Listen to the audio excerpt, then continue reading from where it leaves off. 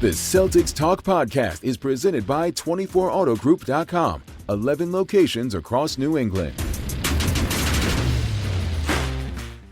Did you even know you were witnessing history during Tuesday's Celtics-Bucks game? 0 free throws for the Boston Celtics. 2 free throws for the Milwaukee Bucks. I believe it was 4 total fouls for the Bucks. In a 1 hour and 57-minute national TV game, which, let me tell you, the NBA games rarely go under 2 hours, let alone one, with extended commercial breaks. I don't even know where else to go with this game, but that's just kind of wild. What's up, everybody? POSTGAME POD 79 coming to you after the Milwaukee Bucks beat the Boston Celtics 104-91 in a game that moved very quickly. Here's where we are coming up.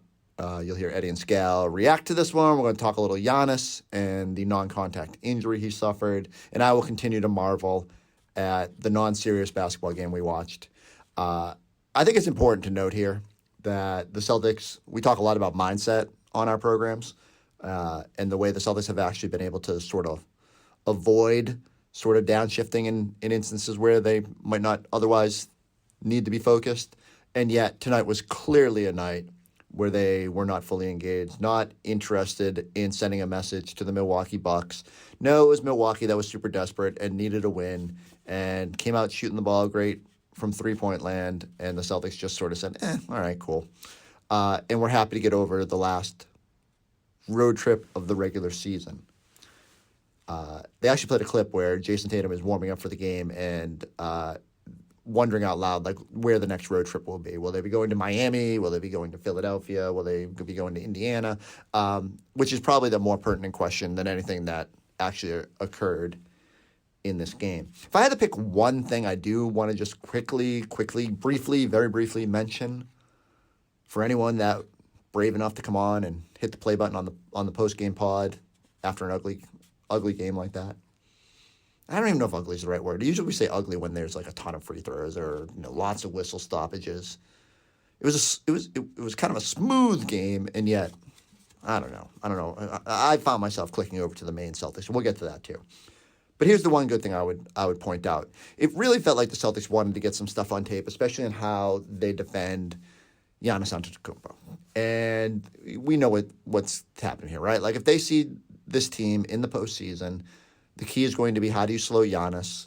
And on a night you don't have Al Horford and Kristaps Porzingis, which, let's be honest, if you end up in a playoff series against the Bucks, you're probably going to lean on them, even though there's some interesting dynamic there too, in terms of like how much can you lean on Kristaps to play that, and you'd probably prefer Al coming off the bench. The point here is that Xavier Tillman starts this game, gets a good chance to show what he can do against a player like Giannis, what he could do in switches against Damian Lillard. Like the rest of the Celtics, not always perfect, but you saw at least some ability to stay in front of those guys, to compete. The Celtics clearly, in probably both instances, need to send some help. But at least you feel better now that if you get into that series and you have to put Tillman into that spot, you have an idea of how it would look. I think what was most encouraging was in the second half, the Celtics really leaned on Jaylen Brown in that spot. There were a couple instances where Giannis bumped right into Jaylen, and he did not budge. If you were just forgetting how much of a brick wall Jaylen Brown has been this season, and how much he can hold up against bigger players, it was really encouraging to see him be able to kind of hold his own. I'll be interested to see what the tracking data says tomorrow about the number of attempts against him.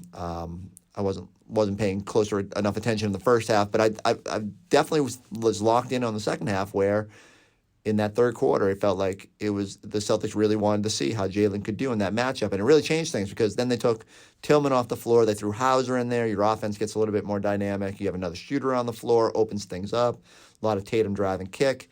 Actually got the Celtics back into this one for a little bit, even if it wasn't sustained, because again, this was an unserious basketball game that the Celtics did not actually seem to have full interest in performing. So, bottom line is, a rare loss. It really doesn't matter because we're all focused on the rest of the East standings and how those are going to shake out. I wish I could tell you that based on tonight's results, there's a lot more definitiveness in the Eastern Conference? There's not.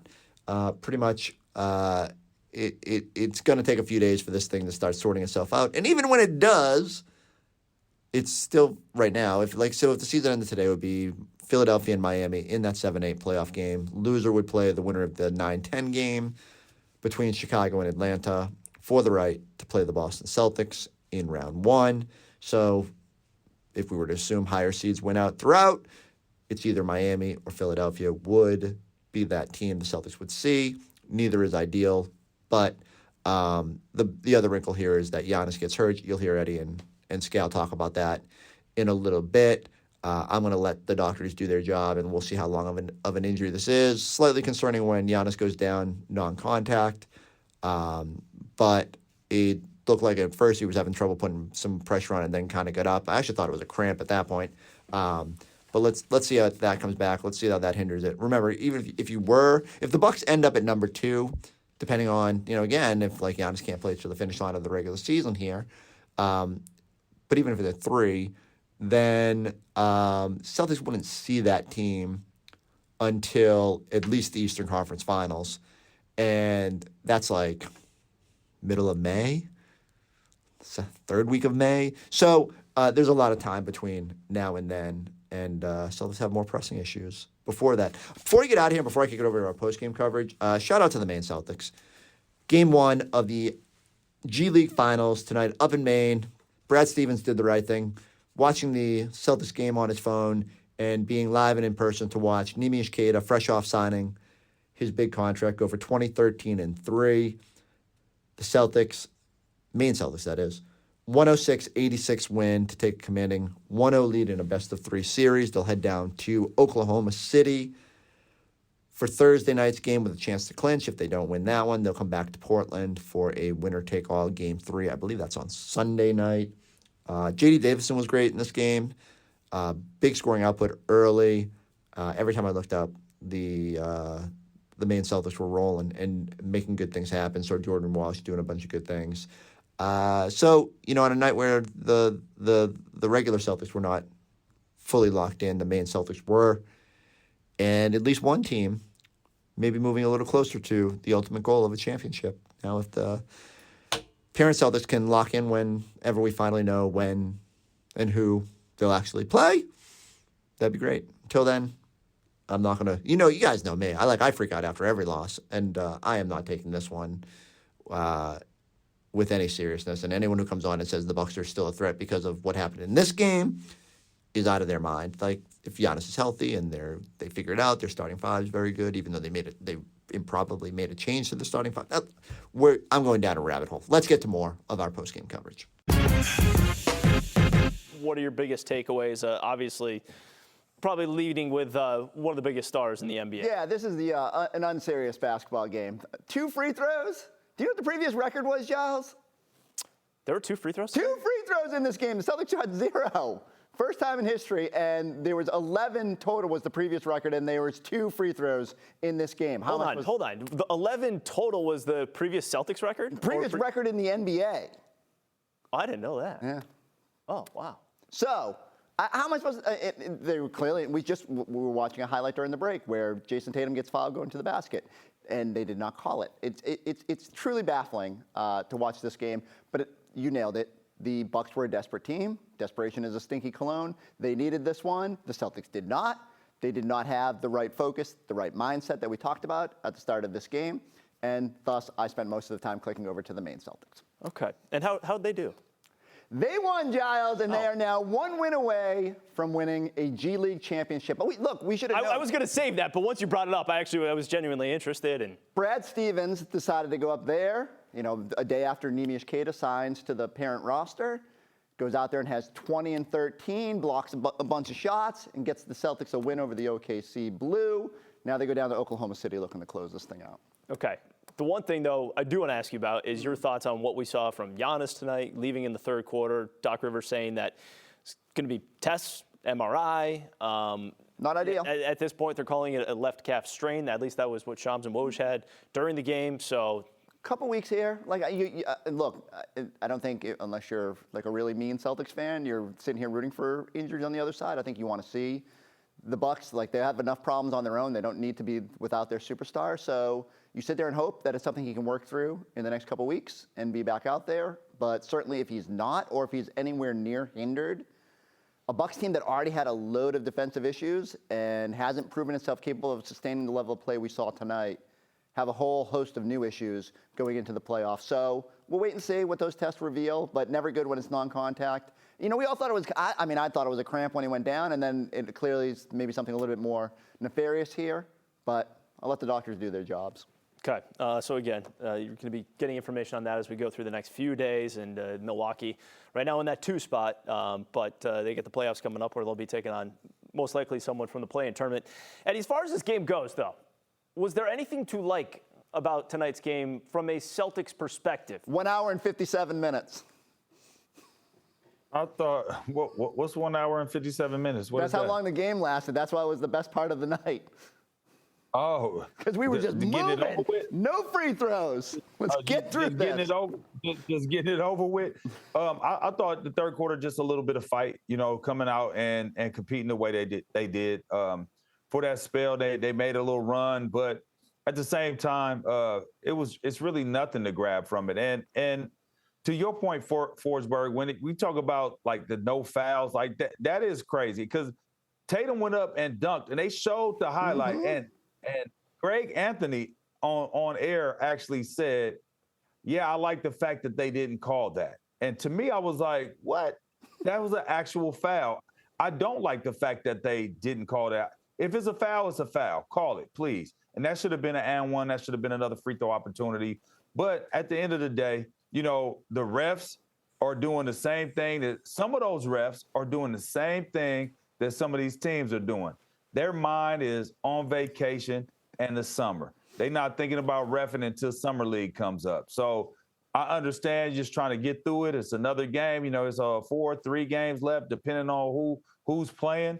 And they're just trying to get through the rest of the season and get to the postseason right now. So it's really nothing you could grab from this except, yeah, we did show some sort of fight. It wasn't like we just laid down after we got down really big to them early in that first quarter and then that first half. So that's the only thing I could pull away from it because there's really nothing else you can grab from it.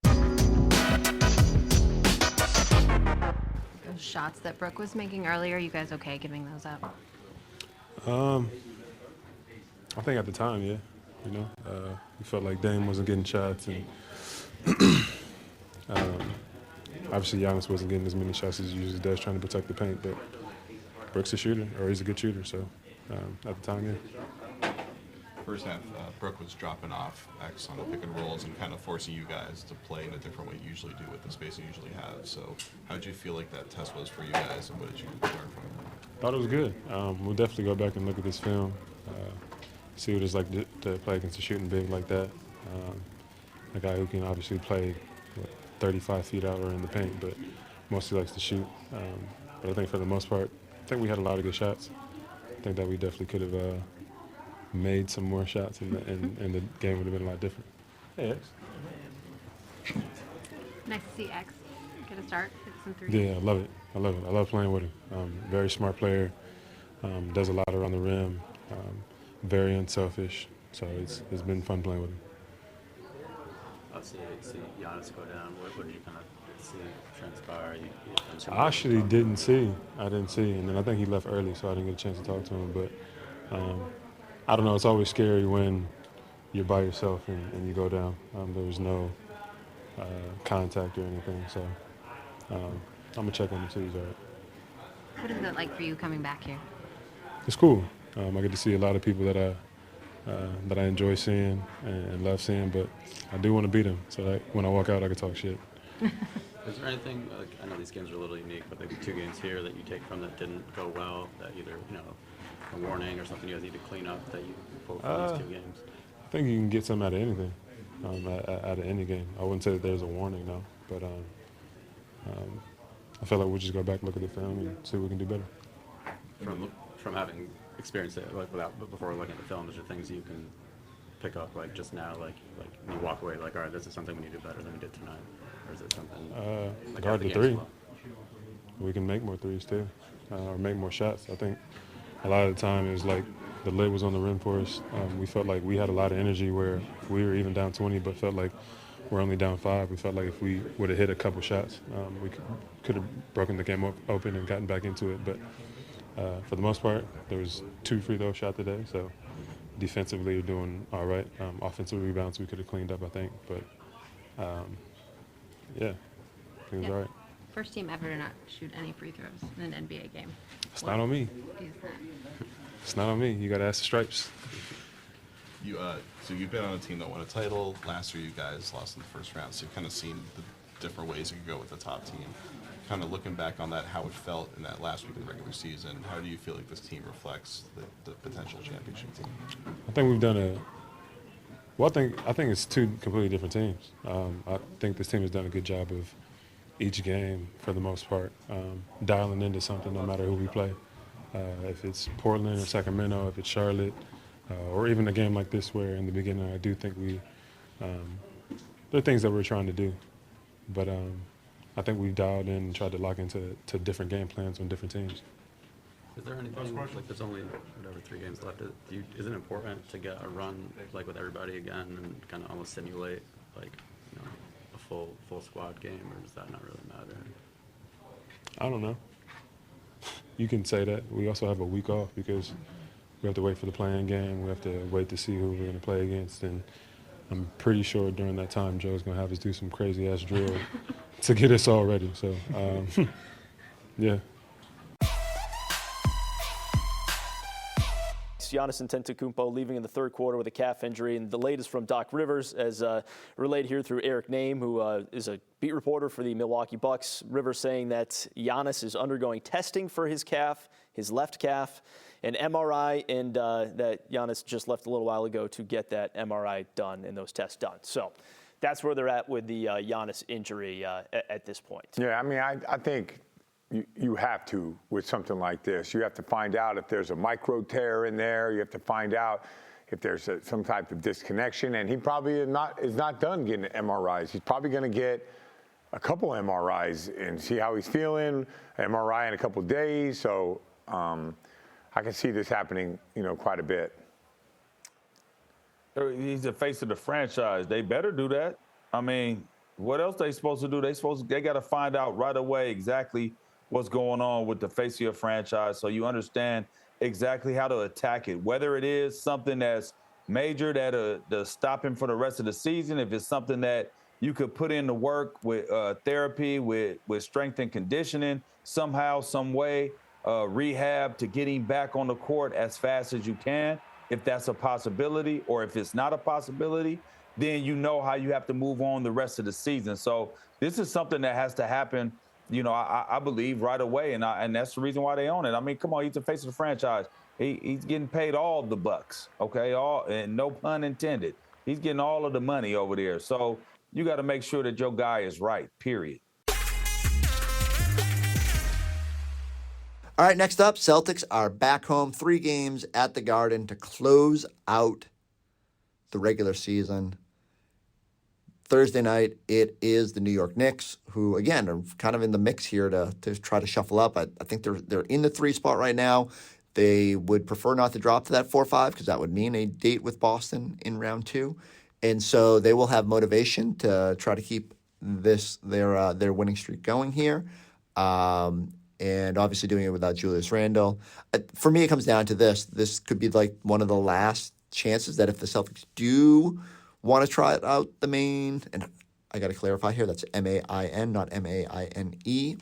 If they want to try out the core players for this game, this might be a chance against a motivated opponent because you start looking ahead, and whether it's back-to-back against Charlotte, Grant Williams' revenge game, or Sunday's finale against the Wizards, who are the Wizards.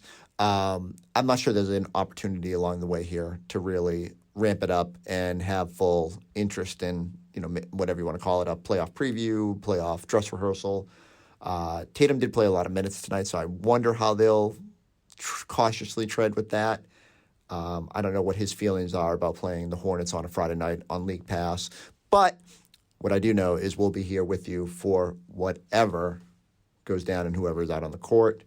Hopefully there's more free throws, which is a weird thing for me to say because I like fast games. But We'll be back here with you guys, taking you through all of it. Off day pod coming tomorrow. A very special guest, but you just have to wait for that. All right. Go like, subscribe, check us out on the YouTube page. We'll catch you next time on the Celtics Talk Podcast.